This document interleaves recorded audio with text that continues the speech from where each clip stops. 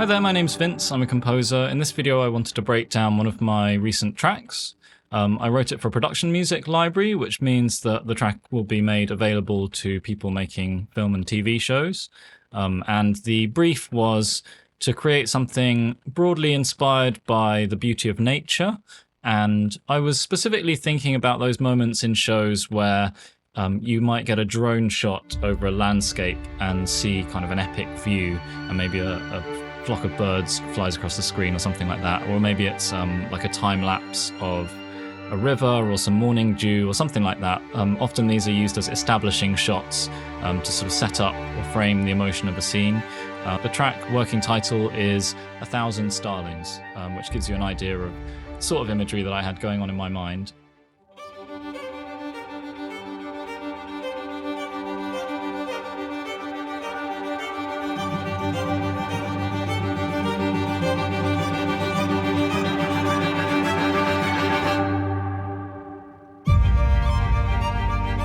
So a nice dramatic intro.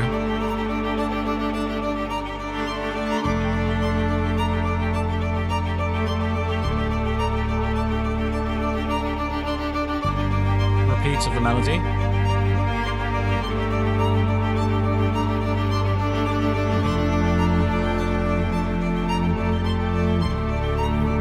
And then we get a slight development.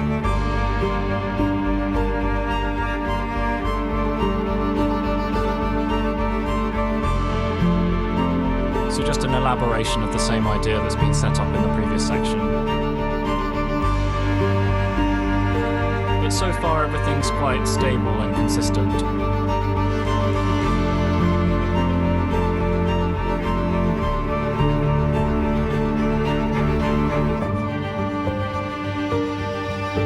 So now we get a contrasting section.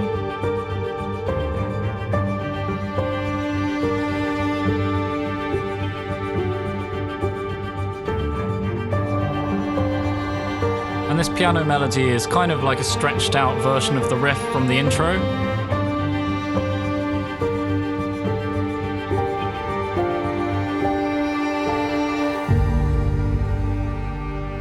Big boom into our breakdown section.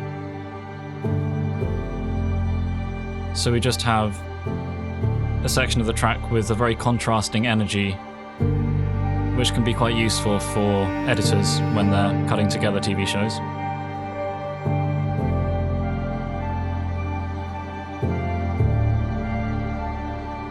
Into our final section.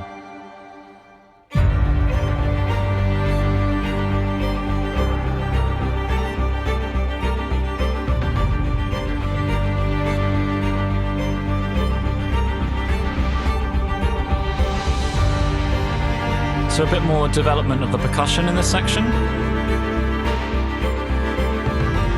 but still very sparse and quite intentional use of percussion.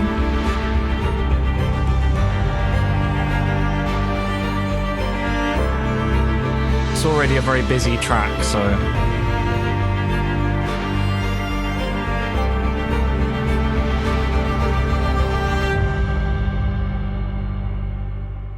and then a nice kind of clear resolution on the end there. So first we have this intro, and this is actually the first thing that I thought of.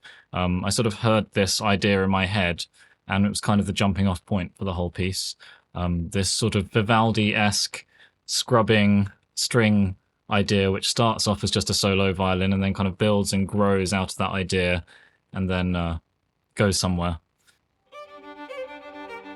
So you have a solo violin.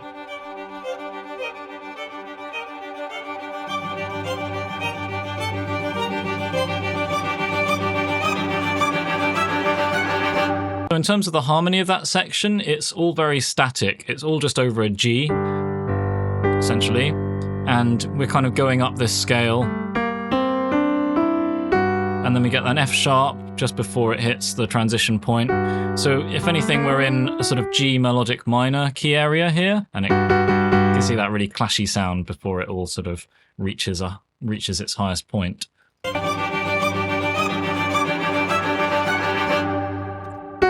So that's the melody note that we end on before the sudden stop. Texture-wise or instrumentation-wise, we have two basic categories. We have the sort of scrubby string stuff, and then we have more background sustainy elements. So if I just mute all of the scrubby strings,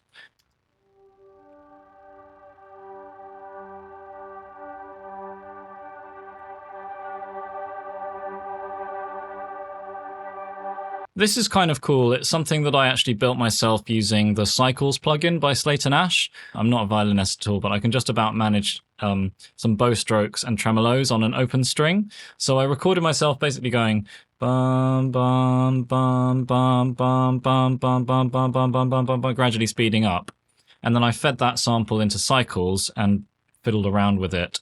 This is a granular processing tool. The sample, this is like the start of the sample over here and the end of the sample. So this is the faster tremolos and this is the slower tremolos. So if I hold down a key, I've taken all the effects off the channel now so you can just hear it dry.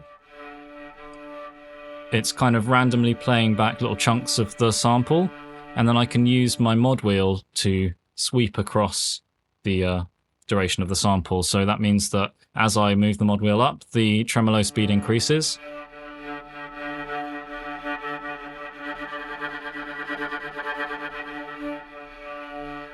And it's polyphonic. It's resampled that one recording across the keyboard so I can play different notes.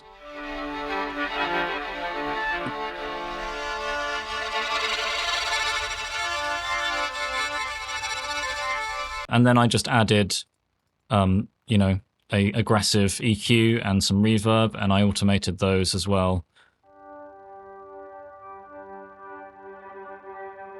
So then we hit our first proper section of music, so I'll just play that back quickly. This is just my working mix, by the way.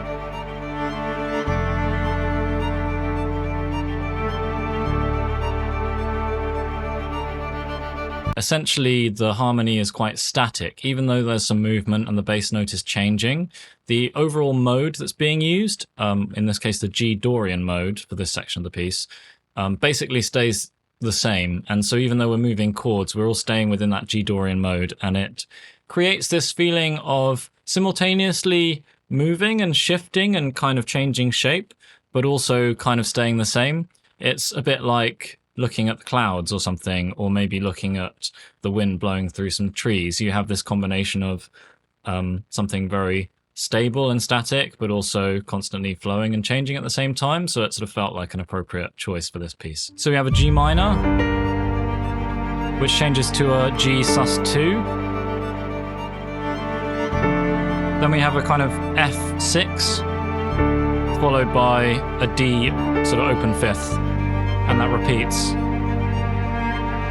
G sus2,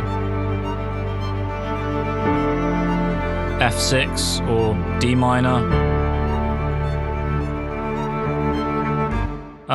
So that kind of middle chord, the F6, we have all of these notes present, and so it's a slightly blurry or ambiguous chord. It's not quite a regular F major, it's not quite a D minor 7. Well, I suppose it's more like a D minor 7 than anything else, but it's got an F in the bass, which makes it feel a bit unstable. So you get this momentary blurring of the harmony before it then resolves to the D fifth, which feels a lot more decisive. And of course, the D is the dominant chord, which leads us back to G minor.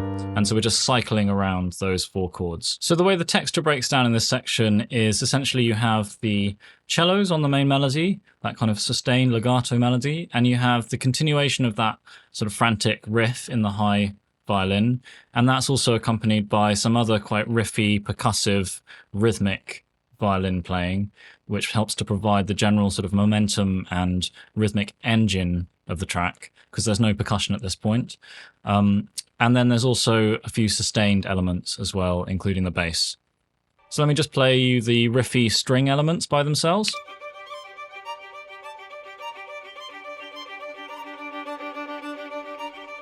If I take those out, you'll hear that the track completely changes in character.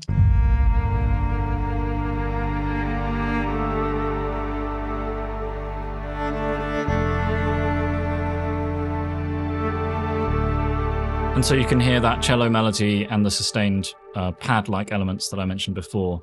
So in the next section, we have essentially a development. It's the same material as the previous section. It's the same harmony and melody, but there's a few more colors and a few more ideas in there, just kind of creating variety and keeping the listener engaged. So we've got some light percussion, some pulsing in the bass, and this piano part, which are all new elements. And also the frantic riff has kind of calmed down a bit. We've gone from semiquavers to quavers, so it sounds like this now. And it's also mixed in a way that sort of pushes it slightly further back. If I mute the lead parts, so that high violin and also the cello melody, that'll allow you to hear a bit more of what's going on behind in the arrangement. So we still have that riff from before, and that swelling tremolo.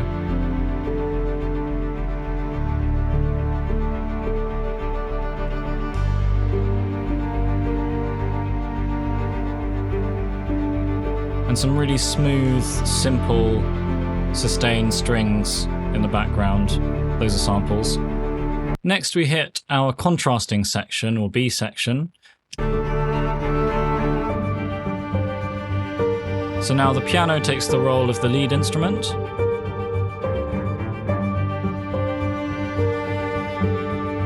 I wasn't particularly thinking about this consciously at the time, but I quite like how the piano melody has a very different feel to the way the cello was handling the melody before. The piano has this real like single points, dun, dun, dun, very clean. And the cello had this much more sustained, much more emotive kind of feel. Da, da, da, very broad. And sonically, they're very different. So there's a nice sort of contrast that happens there. But at the same time, it still feels like part of the same track. Partly because the piano melody is actually derived from the string riff from earlier, or it's kind of following the same idea of this sort of is going da da da da da da da in this kind of shape, and the piano is sort of doing that, but at a much slower rate. But also, another reason why it feels like part of the same piece of music, at least to me, is that you haven't really changed the instrumentation. You've just changed what the instruments are doing, what functions that they're playing within the arrangement. So although it's a lot of new information, there's still a lot that's staying the same. And so hopefully that gives it the feeling of belonging to the same track. So the introduction of pizzicato is also the same sort of thing. You're still using string instruments, but they're being played in a different way, and it produces this new color and just a bit of new interest for your ears. So harmony-wise, again, very static, very stable. You're just basing everything around the G Dorian scale.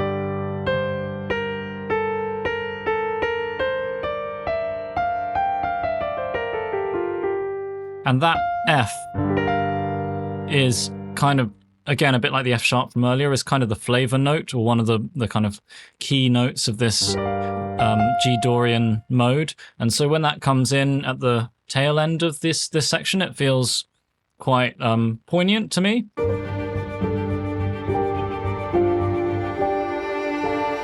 That kind of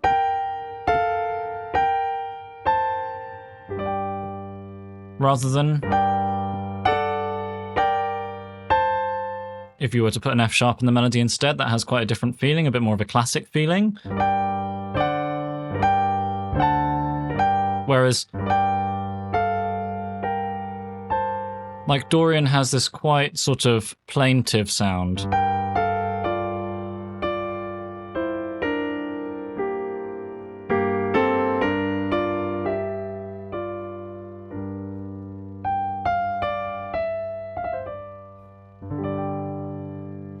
Sometimes it can sound a little bit medieval or a little bit traditional or folky as well, which are not completely irrelevant connotations in this context. You know, we're going for something quite natural and sort of raw sounding, I guess, in this track. So texture or arrangement-wise, this time we've got the piano lead, as we mentioned. We also have, again, some rhythmic string parts, which are providing some forward momentum. We also have some pads, or sustained kind of parts, like in the other sections. But we also have a sort of counter melody. This is partly because the piano melody has so much space in it that there are these little gaps, and I thought it would be fun to kind of just paint in a little idea into each of those gaps, some little riffs. So let me play the melody and what I'm thinking of as the counter melody just in isolation.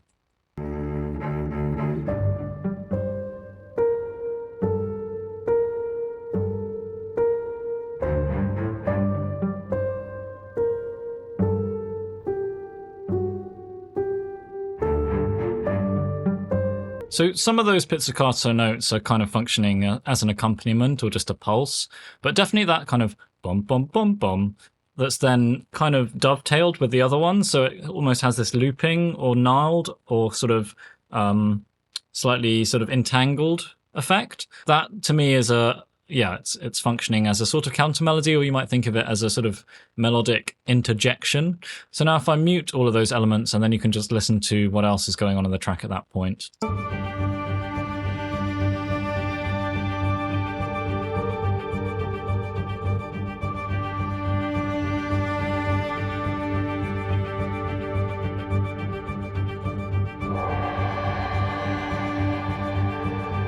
So in terms of the sustains, you sort of have these two elements. You have this more naturalistic string swell kind of sound, but then you also have this more sort of synth-like or dreamy sort of pad sound. Although it is actually still strings, but it has a massive reverb on it. And then on the more rhythmic accompaniment side, you also have something that's more synth-like. So we have these sort of very heavily affected elements.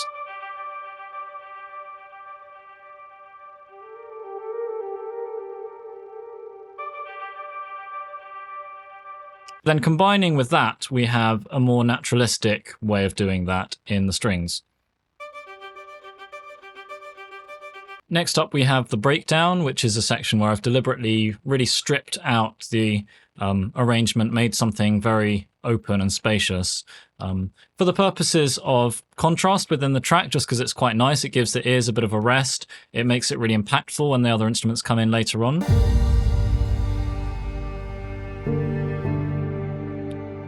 So again, same sort of instruments, but used in a way that we haven't heard before, these low piano chords.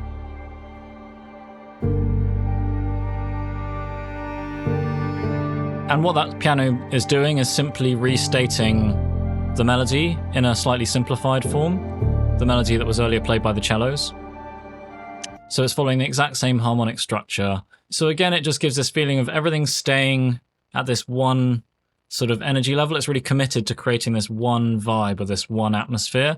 It almost feels a bit more like an electronic piece of music where it's less about melodic and harmonic development in the way that a typical orchestral track would be in the classical music world. And it's much more about repeating loops and cycles and evolving the sound and playing with texture. So we have that rhythmic punctuation at the start, and then we just have lots of sustained pads. And then we have this lead piano part, as I said, and then we have this additional accompaniment element here. This kind of arpeggio happening in this instrument,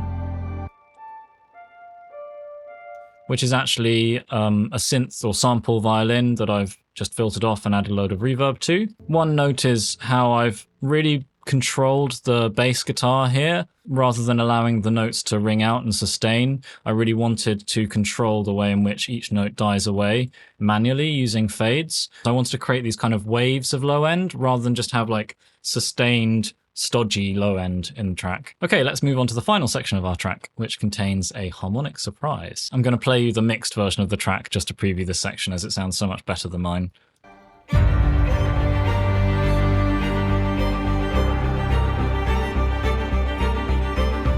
Kind of just a wall of sound at this point.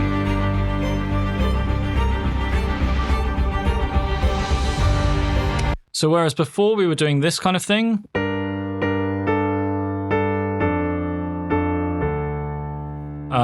which is this kind of fairly lengthy chord progression, now we're literally just going from this to this and back again, and just oscillating between those two. So a G minor and a C major the minor tonic chord going to the major 4. And that has a very characteristic sound. It's not entirely happy or sad. What I like about it is it's that mixture of emotions for me. But it does have this certain brightness, especially in contrast to the previous section, which was more in this kind of world. Now we're getting the introduction of this kind of more sunny tonality. But I think it's not only the chords themselves that are giving an increase in the energy and a kind of upward push in this final section, but it's the fact that we've gone down to 2 chords, just going from one to the other and back again, which creates a kind of slight paciness to the progression rather than going around this sort of slightly longer round the houses thing. So that's a big part of it. That's sometimes called chord rhythm, the rate at which the harmony is changing. That's a very powerful technique in composition. So it's a lot more hopeful, this section. Let's talk a bit about the texture. So obviously dominating, at least my attention when I'm listening to this, is this kind of huge cloud of scrubbing strings. So let's listen to that in isolation, and then I'll mute it and we can hear what else is going on in the track and focus our attention elsewhere.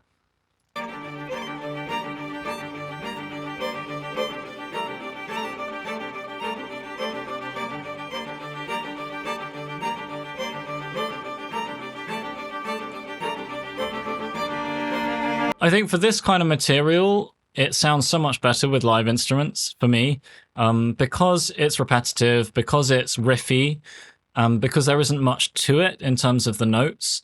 The thing that's enjoyable to me about that to listen to is the texture, and the texture is so much richer when you're dealing with live string instruments. The way that I approached recording the live strings on this particular project was by working with a solo violinist and a solo cellist, and recording each part separately and then going from there. I'm not going to lie, some of the material that I'd written was a bit impractical, but because we were recording it in that way, it meant that we could definitely take it, chunk by chunk, even slow things down and record it at a slower tempo in some cases and then speed it up. That has a particular sound to it. It didn't always work, but there are definitely a couple of lines in there that I think it really benefits the final product. Obviously, that's a very cheeky thing to do, and it would be a very different story if I was writing something specifically for a concert performance. But here I was really using every tool at my disposal and kind of committing, I guess, to the material that I'd written, rather than using the recording session as an opportunity to tweak the compositional material and make it more playable based on player feedback. I just kind of dug down and sort of was like, let's just stick with the material. Let's do whatever we have to do to get it down. And yeah, that was the particular approach that I took on this one. I think every project is different. And it would have been cool to write it in a slightly different way, and then record it as a group. It probably wouldn't have been as tight in some certain ways, even with the best players in the world. Just because of the nature of that kind of process, it's much more like you have to just embrace what you get on the day kind of process, whereas this is much more tightly controlled. But yeah, so anyway, we have all the string riffing, and then what else do we have? Let's have a listen. Some string swells, which are samples. So generally any large symphonic sounding strings in this track are just done with samples.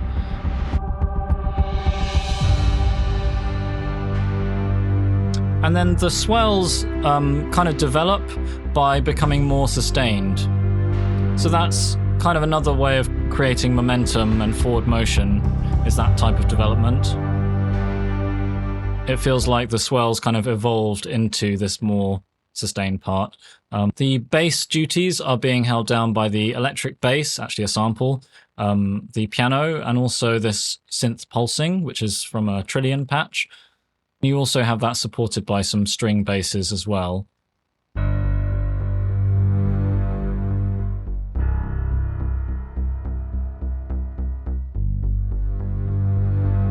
So what this does, I guess, arrangement-wise, is just create some variety, some shifts in color, even though functionally, essentially, these are all working as one. You get the benefit of a sort of richness in sound from the string basses, but then you also get the benefit of the rhythmic side of the pulsing, and you also get the depth from the electric bass, which kind of layers with those string basses, and then you get sort of this intermittent piano, creating a little bit more sort of unpredictability, I guess. So it's just a bit of a sweetening effect for me, keeping the listener guessing. I think that's a large part about what arranging is about. I was quite happy with the way that the percussion ended up on this track, in this section of the piece. Big boom. We have this reverse snare.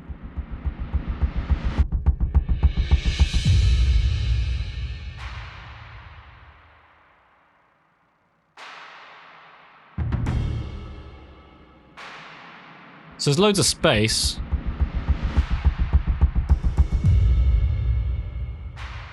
We have this kind of duka duka duka duka duka, which is again another cycles thing that I created. I think it was originally just like a big tom hit type sound from Damage that I just sampled and then threw into this instrument, and then just took a tiny chunk of it, and it's literally just cutting between two different points on the sample, going back and forth, and I think there's a little bit of filter automation going on as well. And it just, I don't know, I just really love the tightness and the simplicity of that, and in the context, I think it works really nice. So let's hear that in context.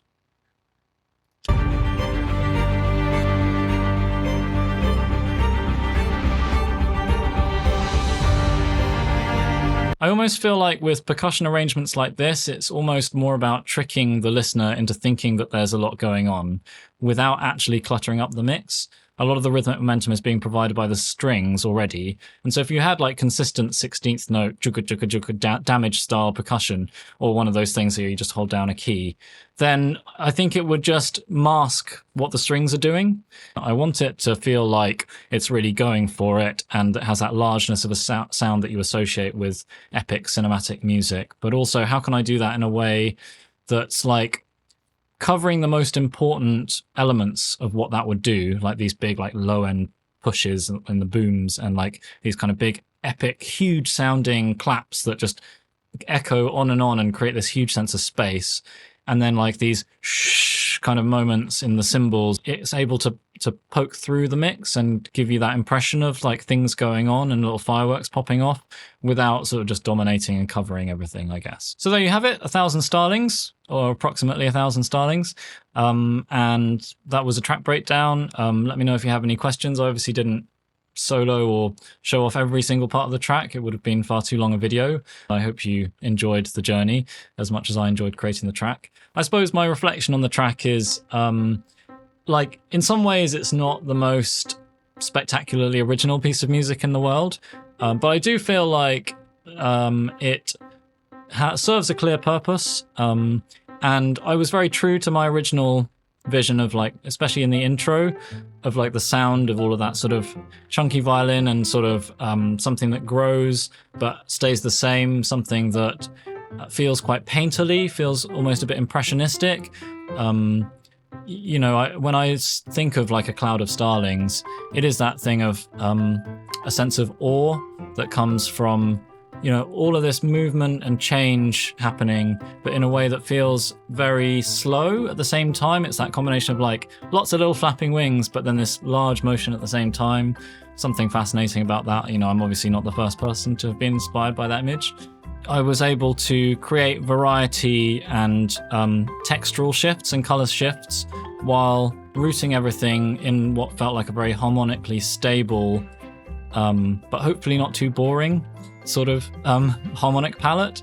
You know, I think suspensions work really nicely in this context because, again, it's like, you know, you're introducing dissonance and you're introducing tension without actually moving away very much from the established sort of tonal center. So that kind of way of creating tension felt like a good fit for this piece, I guess. Anyway, I'm starting to ramble a bit now, so I better wrap up the video, but thank you very much for watching. Happy composing, and look forward to hearing from you in the comments. Take care.